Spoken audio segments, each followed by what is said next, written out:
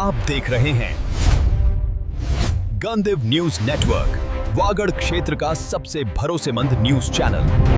मां मुनमुन पवार के संघर्ष ने बेटी स्वरा सिंह पवार को बनाया स्कूल टॉपर और एयर होस्टेस बनने की प्रेरणा। कुशलगढ़ की मुनमुन पवार और उनकी बेटी स्वरा सिंह पवार की संघर्ष गाथा आज समाज के लिए प्रेरणा बन गई है। पिता धर्मेंद्र पवार के निधन के बाद परिवार की जिम्मेदारी मुनमुन पवार के कंधों पर आ गई, लेकिन सीमित साधनों और आर्थिक कठिनाइयों के बावजूद उन्होंने बच्चों की पढ़ाई नहीं रुकने दी। अल्प बचत का कार्य करते हुए उन्होंने बेटी को आगे बढ़ाने का संकल्प निभाया। Bhopal noble public school Udaipur में 12वीं कक्षा में स्वरा सिंह पवार ने 94% अंक प्राप्त कर विद्यालय की टॉपर स्टूडेंट के रूप में पहचान बनाई।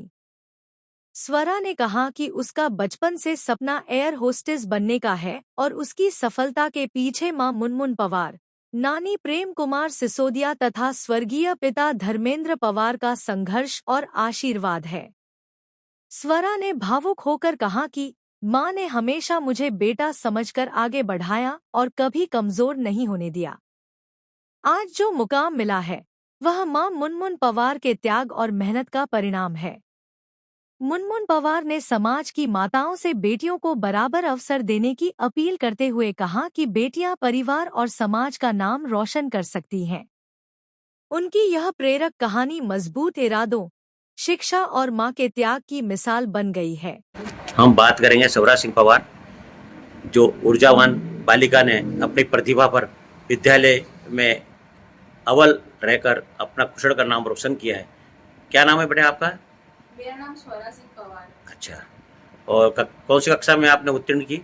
मैंने अभी 12th पास करी है Udaipur Bhopal noble public school से। अच्छा। और 13 तारीख को मेरा रिजल्ट आया और उसमें मैंने 94% जो है प्राप्त करे और स्कूल में तीनों स्ट्रीम में जो है मैं अव्वल आई हूँ। अच्छा, तो आप क्या बनना चाहती हैं? मेरा इंटरेस्ट जो है वो कैबिन क्रू यानी एयर होस्टेस में आगे एविएशन में जाने का है और मैं बचपन का सपना है वो मेरा पूरा करना, तो मैं उसी फील्ड में जाना आगे चाहती हूँ। अच्छा, तो ये श्रेय किसको मानती हो आपको? सारा जो श्रेय है वो मेरी मम्मा और मेरी नानी साहब को मैं देना चाहती हूँ, क्योंकि इतना सब फेस करने के बाद, सोसाइटी फेस करने के बाद, सब कुछ जो 2 साल में हमने देखा है उसके बाद भी उन्होंने इतना कराया, पढ़ाया और एक उम्मीद रखी हम लोगों से, मुझसे भी एक उम्मीद रखी कि हाँ मैं कुछ करके बताऊँ, और उसी को मोटिव में लेते हुए मैंने आज इतने अंक प्राप्त करे। तो इन्हीं लोगों का सहयोग था उन सारी चीज़ों में और स्कूल वालों का भी था थोड़ा। पापा के निधन के बाद भी आपने हौसला रखा और मम्मा ने जो पढ़ाया, तो क्या कहना चाहोगी इस बारे में? इस बारे में मैं ये कहना चाहती हूँ कि पापा को तो ऐसा था कि हाँ करेगी समथिंग, जो भी 10th में मैं जब थी तब उनकी डेथ हो चुकी थी मेरे बोर्ड्स के समथिंग 2 मंथ पहले।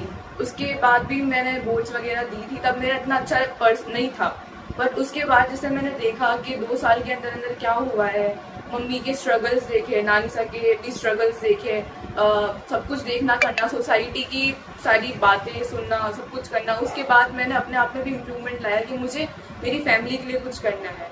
और जैसे वो मुझसे उम्मीद लगा के बैठे थे तो मुझे उसको तोड़ना नहीं था। लोग तो 10 बातें कहते हैं, ऐसा तो होता ही है, बट उसके बाद भी इतना सब करना और इनके सहयोग से करना तो वो मेरे लिए बहुत बड़ी बात है। और जो भी है मैं सब इनको ही मानती हूँ कि अगर ये नहीं होते तो मैं कुछ कर नहीं पाती। आपकी सहपाठी को क्या कहना चाहोगी, ये युवा पीढ़ी को क्या कहना चाहोगी आप? मैं ये कहना चाहूँगी, अगर तुम्हारे पेरेंट्स जो है अगर तुमसे होप लगा के बैठे, अगर तुमसे उम्मीद है उनको कि तुम कुछ करके बताओगे, तो तुम्हें उनके उस पर चलना चाहिए। ऐसा नहीं कि बस मौज मस्ती करो, ठीक है टाइम टू टाइम सब चलता है, बट जब वो आपका पिक पॉइंट आता है ना, उस टाइम पे आपको मेहनत करनी चाहिए और अपनी फैमिली को प्राउड फील करवाना चाहिए कि हाँ तुमने कुछ करके दिखाया है। हर खबर सबसे पहले पाने के लिए अभी सब्सक्राइब करें गंदेव न्यूज नेटवर्क, क्योंकि खबर वही जो सबसे तेज।